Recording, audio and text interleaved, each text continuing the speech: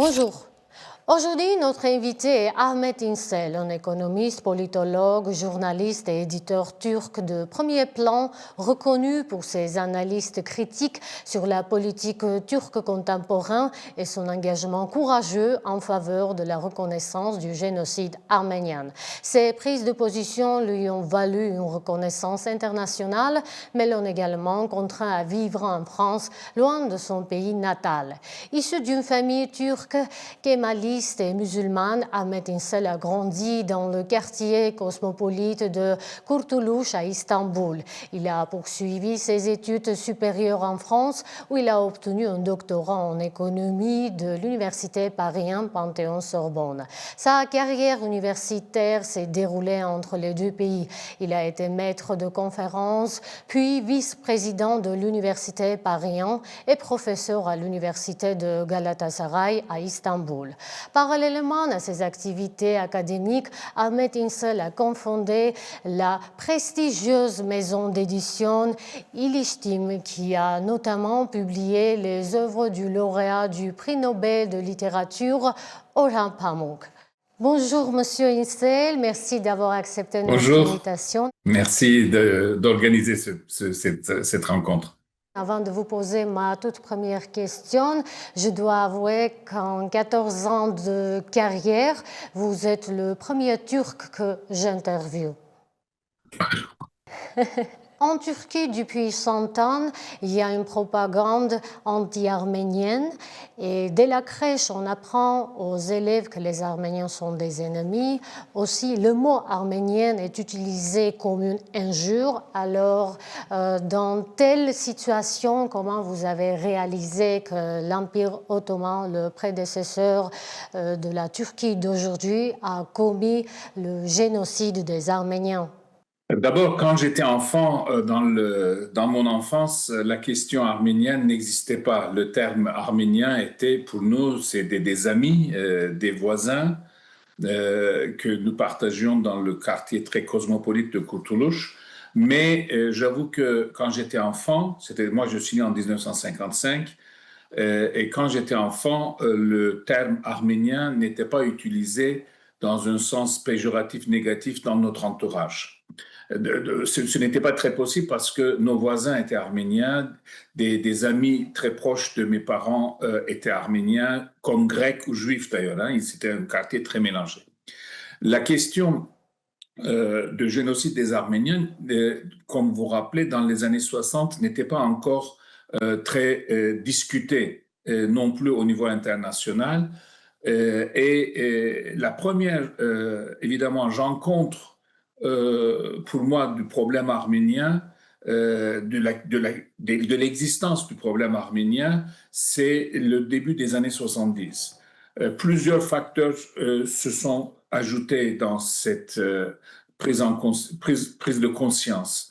Premièrement, il y a eu l'assassinat de deux diplomates turcs à Los Angeles par un vieux arménien de Erzurum en 1972, si je ne me trompe pas. Et là, pour la première fois, j'ai vu dans les journaux une question de reconnaissance, demande de reconnaissance. À l'époque, le terme génocide n'était pas toujours très, très utilisé, mais on appelait les massacres, les massacres subis par les Arméniens. Oui. Et deuxièmement, il commençait à y avoir aussi quelques historiens, romanciers qui commençaient à analyser, c'était la gauche un peu indépendante du kémalisme qui montait et qui commençait à analyser l'origine de l'enrichissement, du transfert de propriété, de l'enrichissement d'une partie de la bourgeoisie turque musulmane au début de la République. Et là, les biens des Arméniens, des Grecs, dans les romans, dans quelques recueils historiques, commençaient à apparaître entre les filets. Pas ouvertement, totalement, mais on disait la richesse de cette grande mania industrielle aujourd'hui, c'est son grand-père qui avait mis la main sur la fabrique d'un Arménien abandonné, etc. Oui. Bon, là, ça interpelle, si vous voulez. Oui. Et puis, le troisième facteur, c'est mon arrivée en France, puisque je suis arrivé en France après mes études secondaires en 73, et j'ai rencontré là, dans les mouvements de gauche particulièrement, la question arménienne était ouvertement posée. Et donc, du coup, à partir de là, j'ai commencé à m'interroger sur cette question. En 2008, vous avez lancé une pétition arménienne, pardonnez-nous, en sachant bien que cette action provoquerait un grand scandale en Turquie. Comment ça s'est passé? Si je ne me trompe pas, près de 20 000 personnes ont donné sa signature. Alors, nous sommes 4 à avoir écrit cette pétition et avoir lancé. Ce qui nous a le plus motivé, c'est l'assassinat l'année précédente de notre ami Hrant Dink. C'était un peu pour nous un devoir de mémoire pour continuer le travail de Hrant qui était entamé depuis une dizaine d'années pour d'abord poser la question du génocide arménien, mais en même temps essayer de créer un dialogue pour que la reconnaissance soit faite par une prise de conscience et non pas simplement par une affirmation, par une prise de conscience par la majorité turco-musulmane.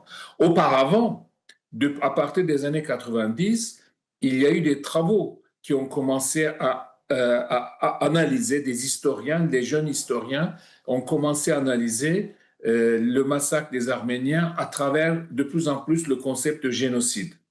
Et ce qui s'est passé, pas simplement en 1915, mais aussi plus tard, les pogroms subis en 1955 par les Juifs, par les Arméniens, par les Grecs, les pogroms subis par les Grecs, etc.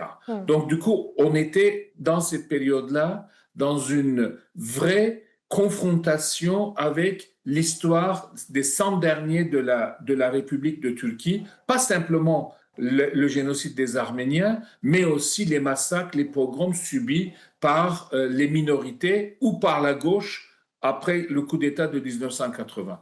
Donc, du coup, c'était vraiment une période de confrontation sur les multiples violences sur lesquelles la République avait été construite au fil des temps. Et en 2008, donc, c'était un peu pour nous la démarche. C'est pas une déclaration, comme vous avez précisé, c'est pas une déclaration où nous disons, nous reconnaissons le génocide des Arméniens. Parce que nous sommes une génération qui est très, très loin de la période de génocide. Nous disons dans cette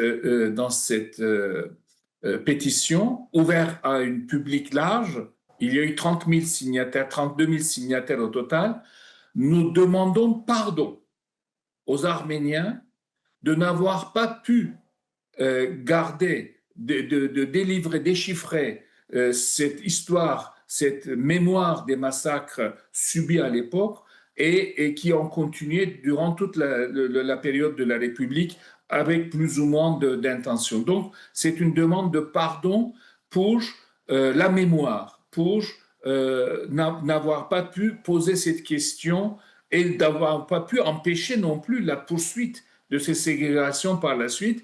Et quelque part, en même temps, c'est de demander sans le nommer, de demander pardon d'en avoir pas pu protéger Hrant Dink. Mais en Turquie, le mot génocide est interdit à utiliser. Il y a un code pénal. Non, le mot n'est pas interdit à utiliser puisque nous publions à İletişim des ouvrages qui portent sur le génocide des Arméniens. Et le grand ouvrage de Kevorkian que vous connaissez, de 1000 pages de génocide des Arméniens, nous l'avons traduit en 2013, il est toujours en vente. Alors, de temps en temps, par contre, les tribunaux ou certains procureurs déclenchent des procédures d'enquête pour injure à la turcité quand on parle du génocide des Arméniens, mais ce n'est pas systématique. Donc aujourd'hui, le terme génocide est utilisé quand moi je fais des articles ou nous publions encore aujourd'hui des ouvrages, le terme est utilisé, mais parfois un procureur ou une juge prend l'initiative de mener une enquête, ça n'aboutit pas à beaucoup de conséquences pour le moment. Je dis bien pour le moment. En répondant à ma première question, vous avez dit que dans votre enfance, vous n'avez pas vu une haine envers les Arméniens, mais en Arménie, il y a beaucoup de vidéos diffusées du côté turc. Comment on apprend aux enfants que les Arméniens sont nos ennemis? Et peut-être il y a eu une époque où ça s'est transformé. C'est plus tard. Oui. Ce n'est pas quand j'étais enfant. Oui. Ça, c'est un peu plus tard. C'est arrivé surtout après les années 70 et surtout après le coup d'État de 1980. Dans les années 70, comme Asala a commencé à tuer beaucoup de diplomates turcs, il y a eu une réponse du pouvoir, et surtout après le coup d'État de 1980, où il y a eu effectivement une histoire d'Arméniens qui tuent, si vous voulez, des diplomates, etc. Et on a ressorti des anciennes histoires de massacres qui ont été effectués par des groupes arméniens armés lors de l'occupation de la Russie, par la Russie, de l'Est de l'Anatolie au début du XXe siècle. Il y a eu des massacres faits par des groupes armés arméniens en 1916-1917. Ils étaient enrôlés avec l'armée russe d'occupation à Erzurum, etc. Mais en même temps, c'était des massacres de vengeance la plupart du temps.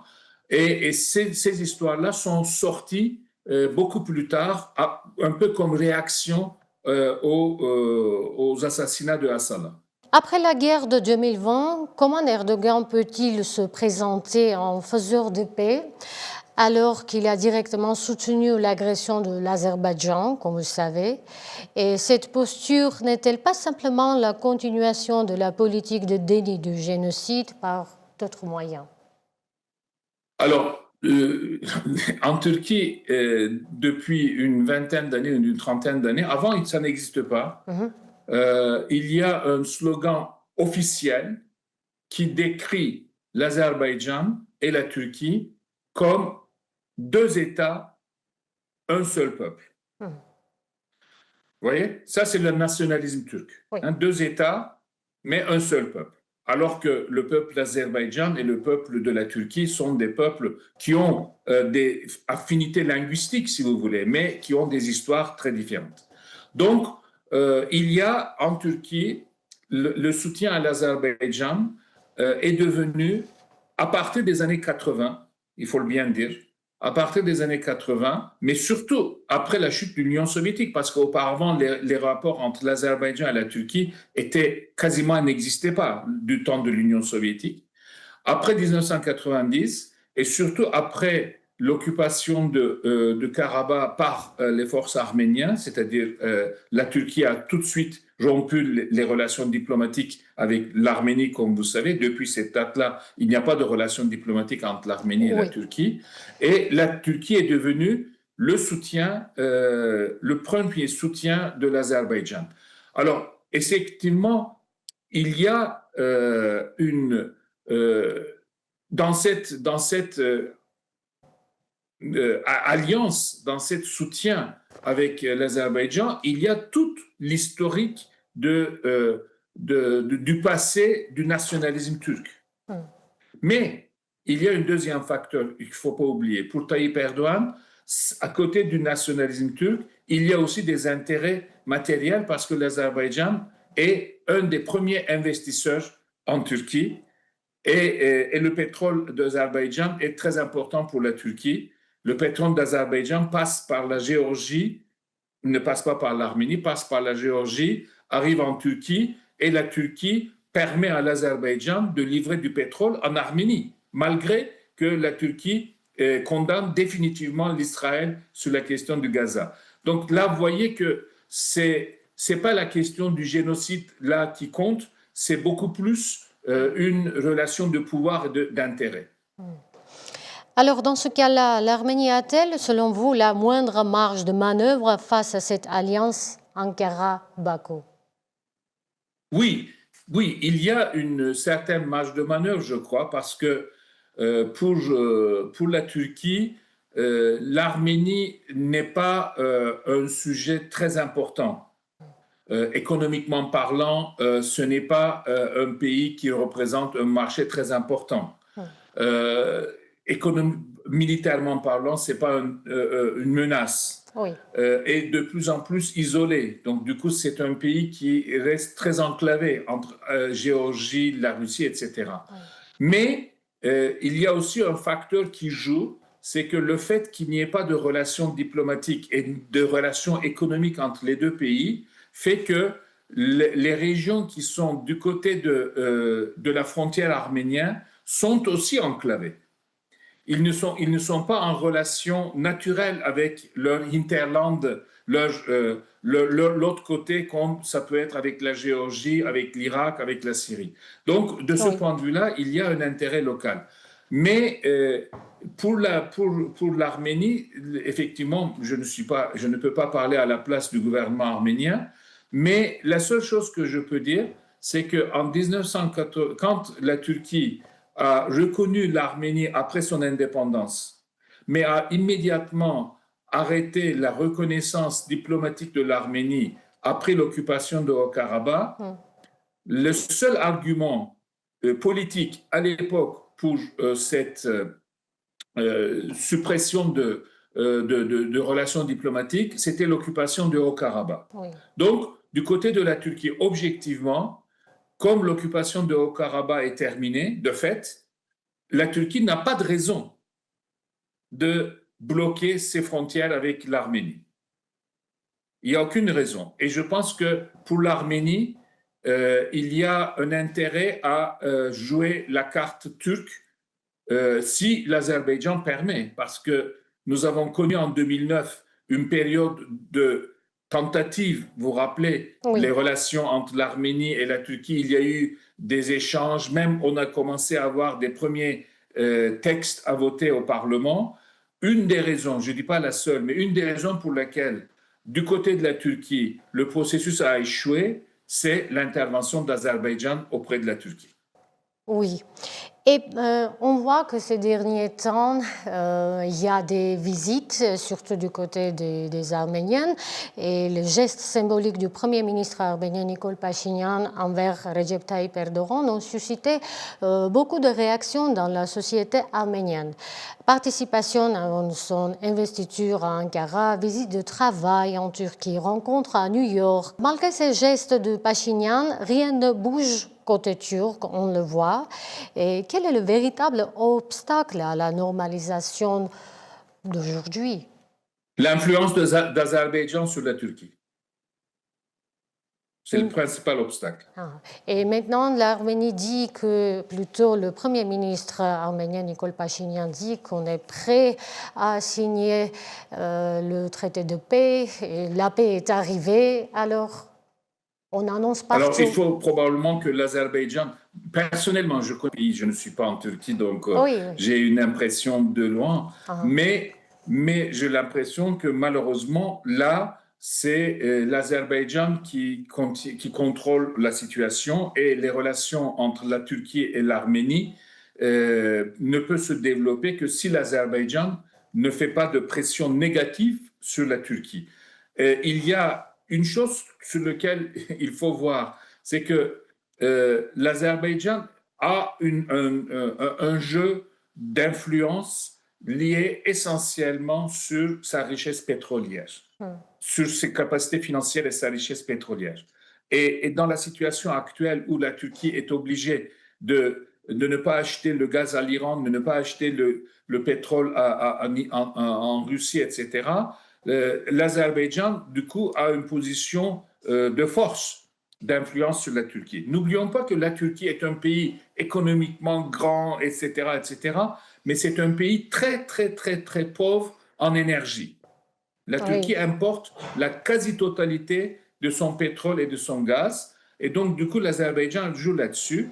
Mais effectivement, Tayyip Erdogan est quelqu'un qui est despotique en Turquie. C'est un autocrate en termes de politique intérieure, mais à l'extérieur, c'est plutôt un pragmatique. Mais en même temps, un pragmatique qui peut faire deux choses contradictoires à la fois, comme j'ai dit tout à l'heure. Condamner Israël, mais continuer à commercer avec Israël en même temps. Donc, de ce point de vue-là, peut-être, il peut y avoir une fenêtre d'ouverture avec l'Arménie si la paix entre l'Azerbaïdjan et l'Arménie s'installe. La Turquie, évidemment, si je comprends bien, pousse aussi l'Azerbaïdjan et peut-être l'Arménie à ouvrir le couloir de Zengezur parce que la Turquie voudrait que Nakhchivan, qui est le seul petit passage vers l'Azerbaïdjan, ne soit pas isolé du côté et qu'il puisse directement communiquer avec l'Azerbaïdjan. Mais je ne maîtrise pas beaucoup les relations diplomatiques entre les trois pays dans le détail pour pouvoir porter un jugement plus poussé. Officiellement, vous le savez qu'il n'existe pas des relations diplomatiques, mais il y a des délégations qui s'échangent de temps à l'autre. Et Oui. il y a quelques mois, on avait rencontré sur les frontières arméno-turques pour négocier l'ouverture des frontières, mais il nous semble que cette question reste un point mort. Rien ne bouge. J'espère que cette question va s'ouvrir parce que objectivement, les deux pays ont intérêt à commencer à faire des échanges économiques, culturels.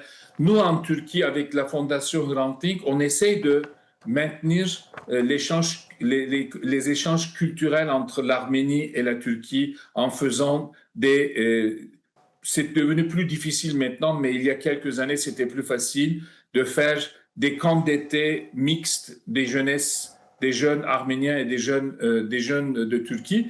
Mais cette ouverture est indispensable. Très, très bizarrement, il y a des vols directs entre Istanbul et Erevan, Oui. mais il n'y a pas de vol officiel. Si vous voulez, ce sont des compagnies privées. Oui.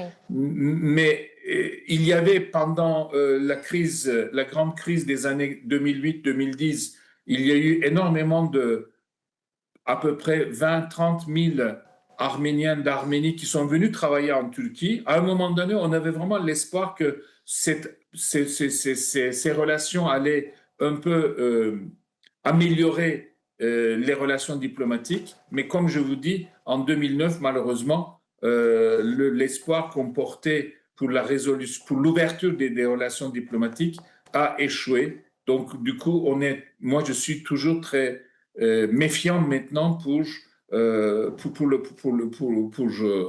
je suis pas méfiant sur la nécessité d'ouverture des relations diplomatiques, mais je suis méfiant sur la capacité de blocage je suis méfiant à cause de capacité de blocage dont dispose Azerbaïdjan sur ce sujet.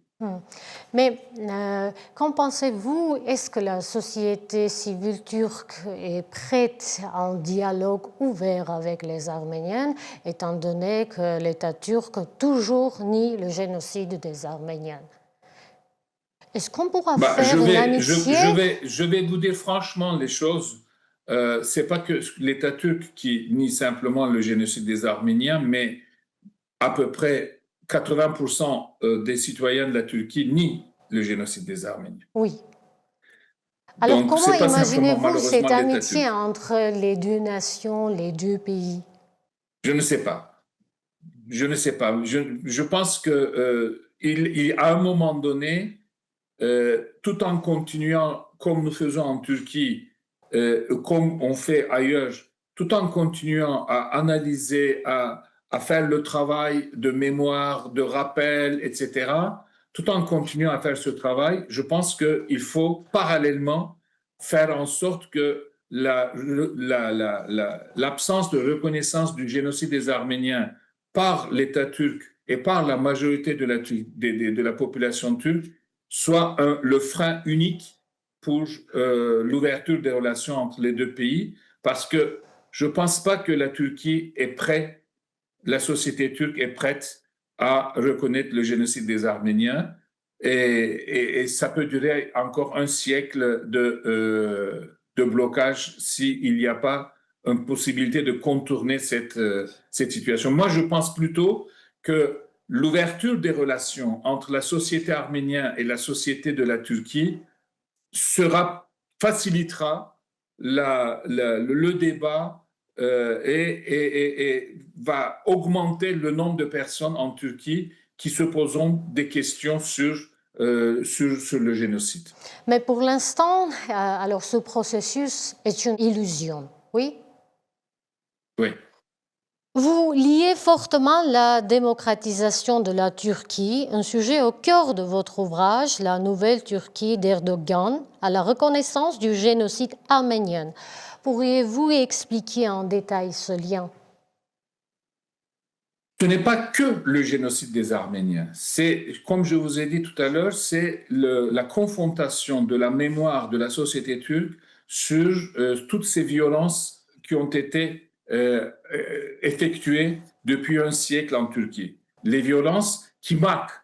Et cette non-reconnaissance, cette déni de violence, y compris le génocide des Arméniens, mais aussi ce qu'ont subi les minorités grecques, les minorités juives, à différentes échelles, les Alévites en 1938, le massacre des Alévites à Dersim en 1938, font que la négation de ces mémoires font que en permanence un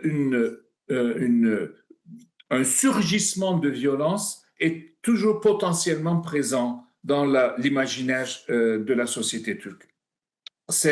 Il y a quelque part, je dirais, il y a le retour de refoulé. Ce qui est refoulé revient régulièrement à différents niveaux, dans les relations sociales, dans la violence de la vie de tous les jours, les violences interpersonnelles, etc.